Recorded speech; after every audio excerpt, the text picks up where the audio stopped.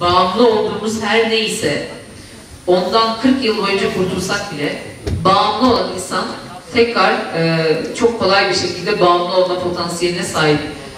Bunu kendime hep hatırlatıyorum. O yüzden de dikkat ediyorum. Onu yani dolayısıyla kendinizi tanımak diyelim. Hani ben kendimi tanıdım. O yüzden de o şekilde o vazgeçiş benim için daha sağlam oldu. Aynı şey işte yemek için de geçerli. Mesela yemek yediğim bir ortamda çok sevdiğim bir yemek. Mesela tatlı çok severim, sütlaç çok severim. Sütlaç yerken burnuma sigara kokusu gelirse o sütlacı, o sigara sönüp keyfiyle yiyeceğim ana kadar bekliyorum. Bunlar birleşti ve rally'e aşık oldum. Sonra da yarışmaya karar verdim ve yavaş yavaş önce yarışları seyrederek. Yeşilay Mardin Şubemizin değerli başkanına, değerli yönetim kurulu üyelerine ve Lokman Bey'e. Üçüncüsü Mardin Artuklu Üniversitesi Genç Yeşilay Topluluğu Başkanımız Gülbahar Hanım'a ve değerli gönüllülerimize ki bugün çok ciddi efor sarf ettiler. Hepsi çok teşekkür ediyoruz.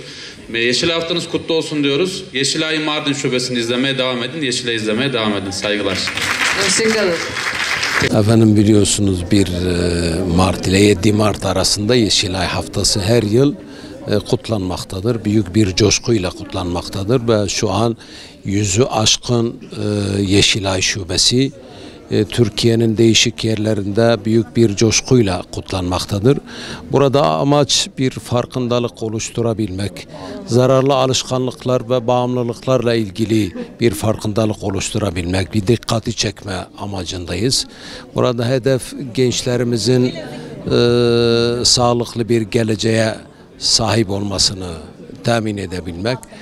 Biz takriben 95 yıldan beri, 96 yıldan beri Türkiye'nin en eski cemiyeti olarak zararlı alışkanlıklarla ve bağımlılıklarla mücadelemizi sürdürüyoruz. Bundan sonra da her platformda sürdürmeye çalışacağız. Bizler Yeşilay Mardin Şubesi olarak her sene olduğu gibi bu sene de coşkuyla değişik yerlerde değişik etkinliklerle bu günü, bu haftayı kutlamaya çalışıyoruz. Ben tekrar bütün Yeşilay dostlarının Yeşilay haftasını kutluyorum, tebrik ediyorum.